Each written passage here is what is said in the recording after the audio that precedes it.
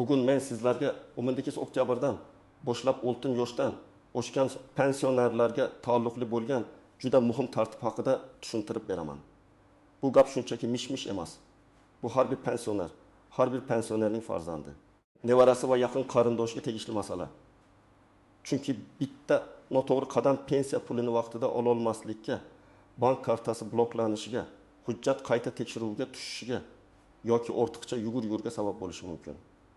Men bu mavzuni oddiy tilda bosqichma-bosqich tushuntiraman. Ilgari qanday edi? 18 oktyabrdan keyin nima o'zgardi? Kim xavotir olish kerak? Kim bemalol xotirjam bo'lishi mumkin? Qaysi holatlarda taqiq ishlaydi? Qaysi holatlarda esa ishlamaydi? Videoni oxirigacha ko'ring.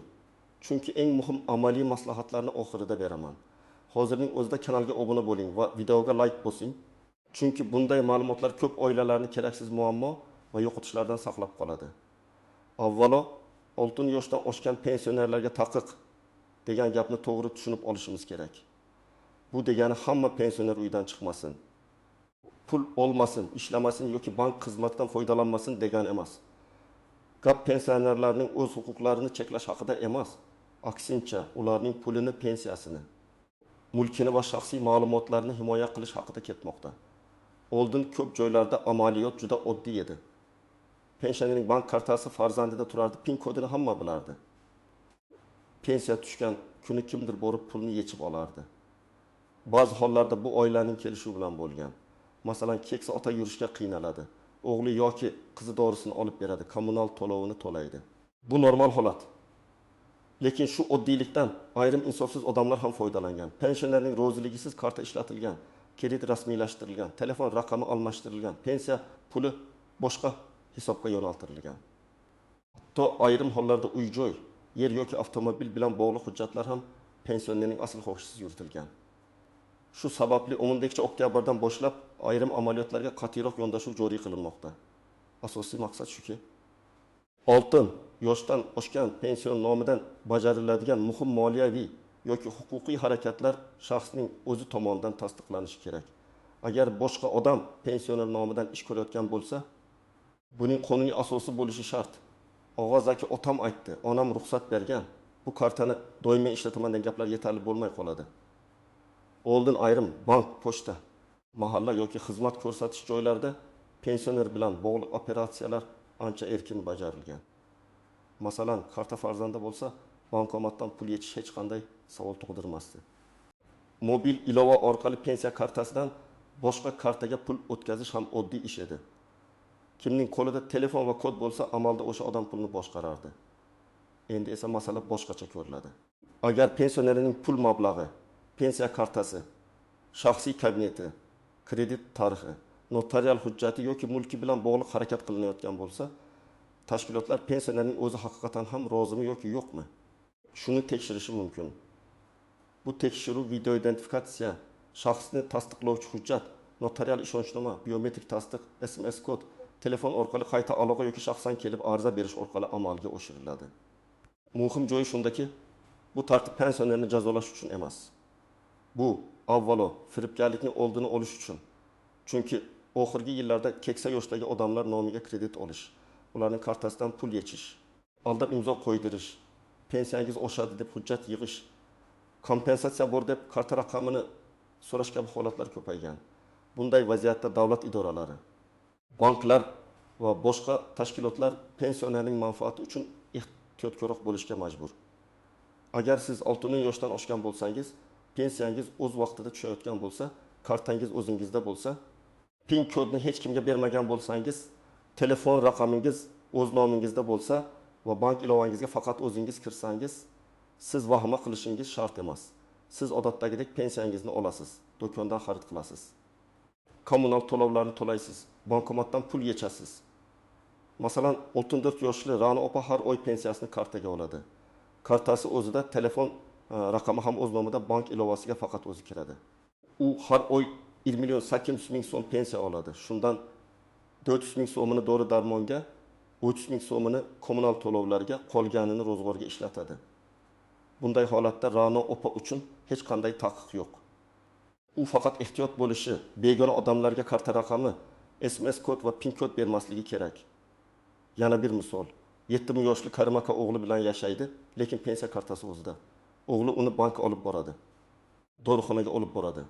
Kerak bo'lsa bankomat yo'lida yordam beradi. Ammo pul yetish qarorini Karim akaning o'zi qiladi. Pin kodini o'zi teradi. Bu ham muammo emas. Chunki yordam berish boshqa.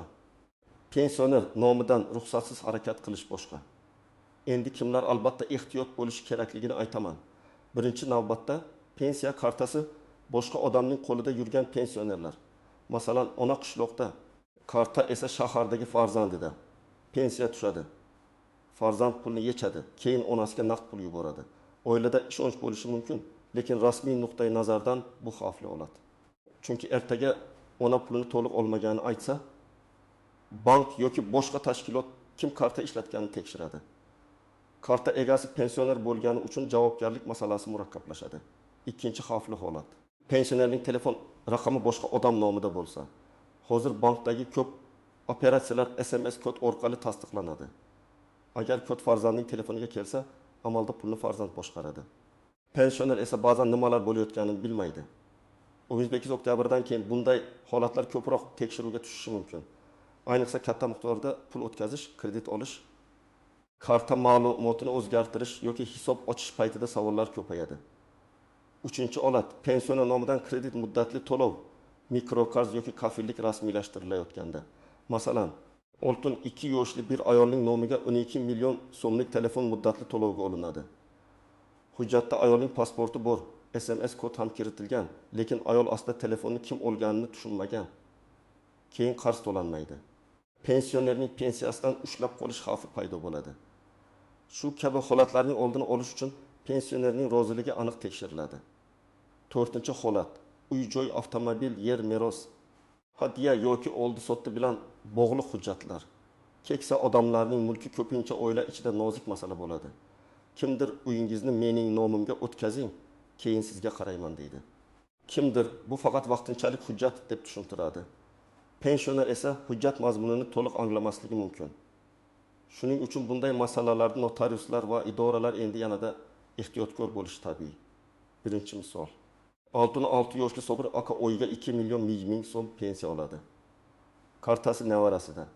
Nevarasi har oy pulni yechib, uyga xarajat qiladi. Bir kuni Sobir aka shifoxonaga tushadi va dorilar uchun 20 million so'm kerak bo'ladi.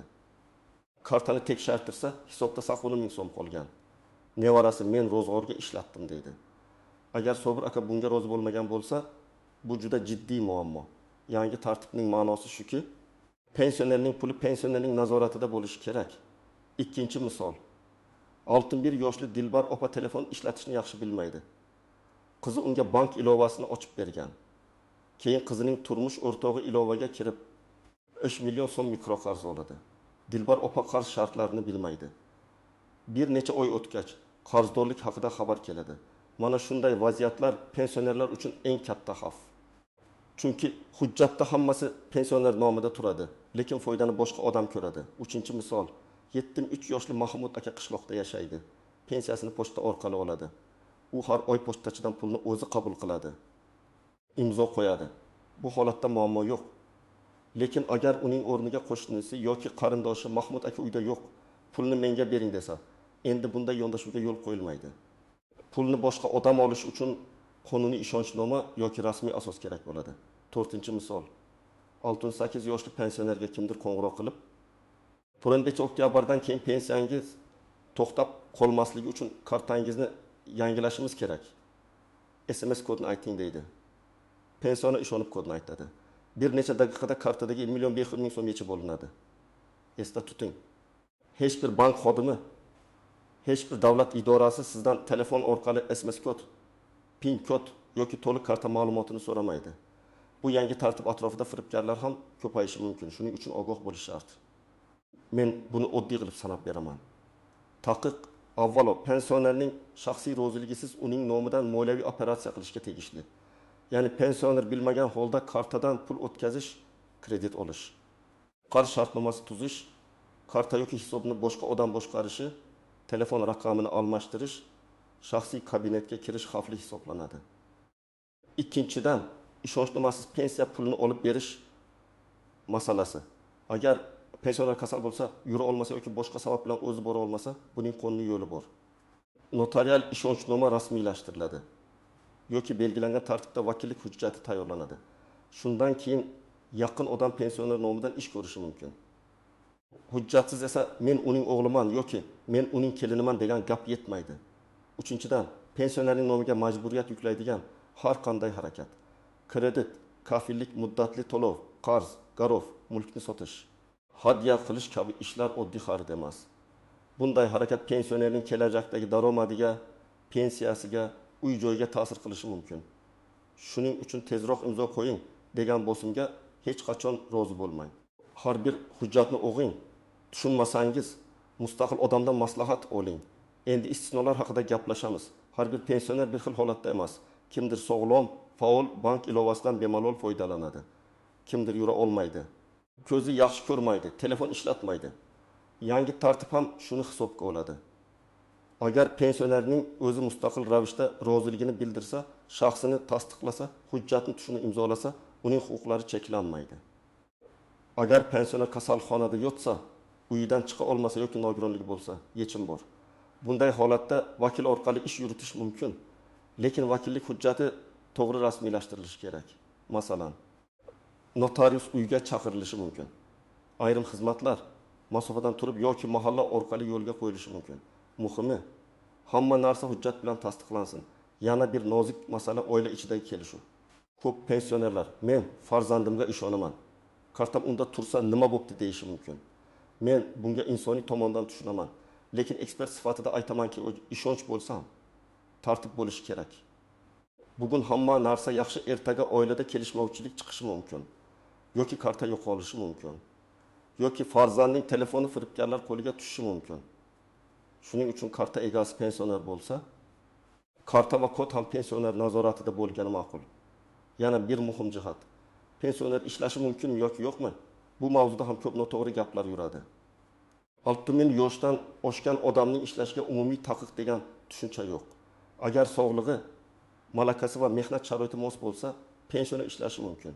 Lekin ayrim kasblar, xavfli ishlar, tibbiy ko'rik talab qilinadigan lavozimlar yoki ichki tartib qoidalar bo'yicha cheklovlar bo'lishi mumkin. Bu pensiya yoshi sababli avtomatik taqiq degani emas, balki mehnat xavfsizligi va lavozim talablariga bog'liq masala. Birinchi xato SMS kodini aytib yuborish. Pensionerlar ko'pincha bankdanman, pensiya bo'limidanman, kompensatsiya chiqdi degan qo'ng'iroqlarga ishonib qoladi. Kodni aytgan zahoti pul ketishi mumkin. Shuning uchun qoida bitta.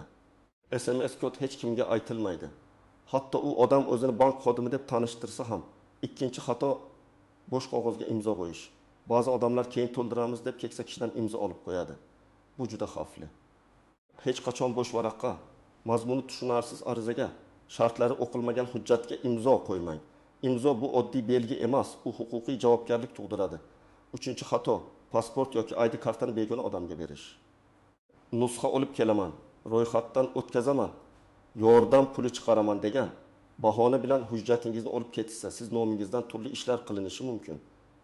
Hujjat nusxasini ham faqat ishonchli tashkilotga, nima uchun kerakligini bilgan holda bering.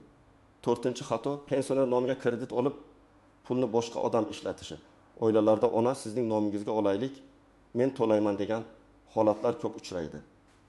Avvaliga hamma yaxshi bo'ladi, keyin to'lov kechikadi, jarima qo'shiladi, qarz pensioner nomida qoladi. Pensioner esa o'z pensiyasidan ayrilishi yoki kredit tarixini buzib qo'yishi mumkin. 5-xato. Ishonchnomani muddatsiz va cheksiz berish. Agar siz vakil tayinlamoqchi bo'lsangiz, ishonchnomada aniq yozilsin. Qaysi ish uchun, qaysi muddatga, qaysi tashkilotda, qanday vakolat bilan.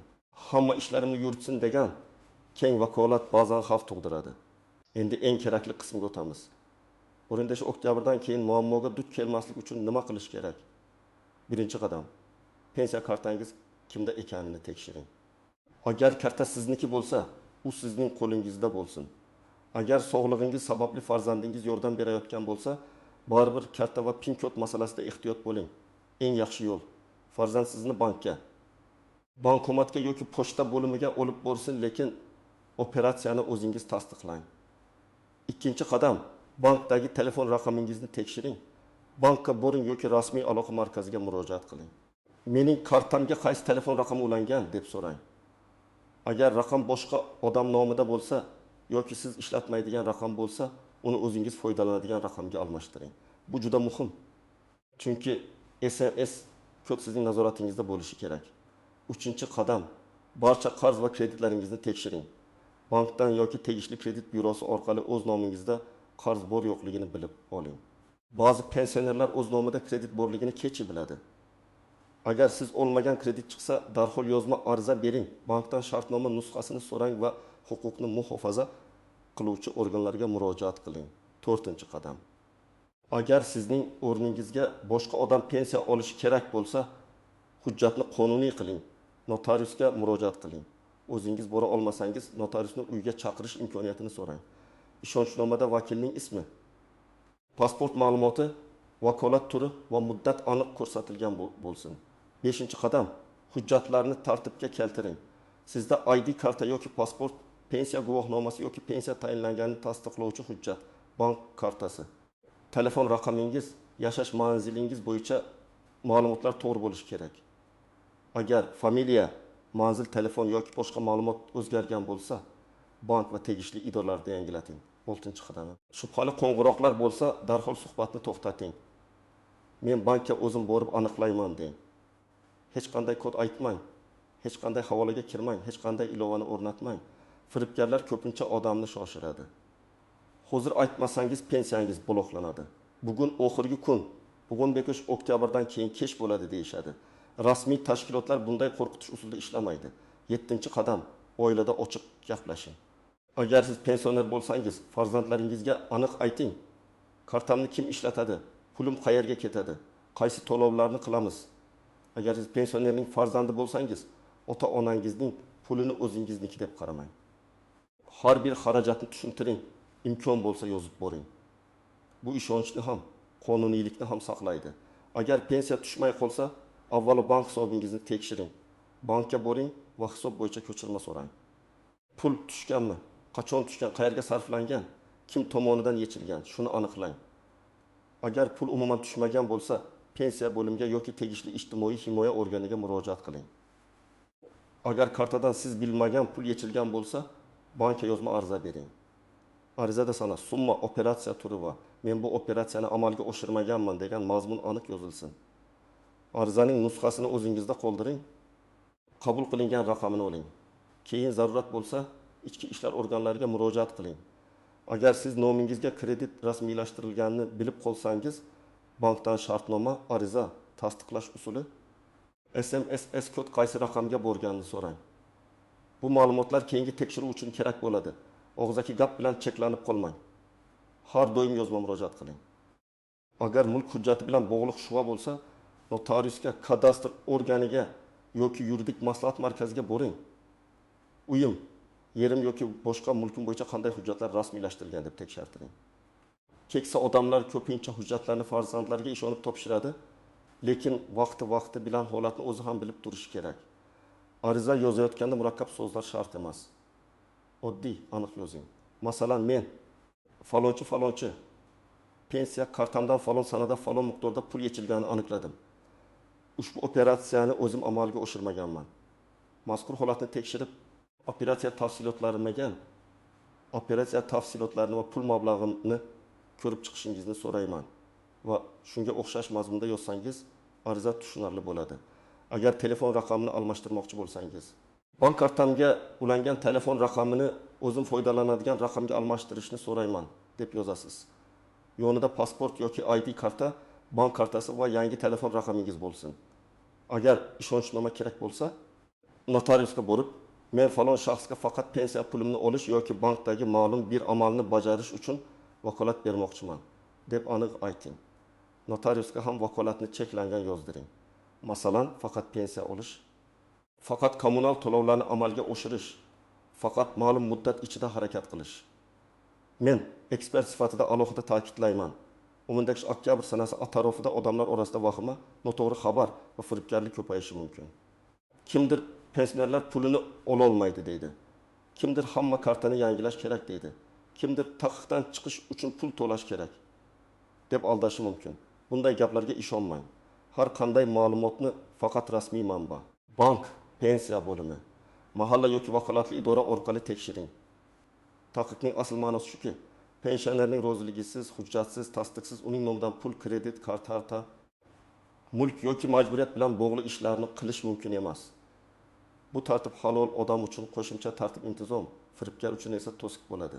Demak, 15 oktyabrdan keyingi asosiy o'zgarish pensionerlarning huquqini tortib olish emas, ularni himoya qilishdir.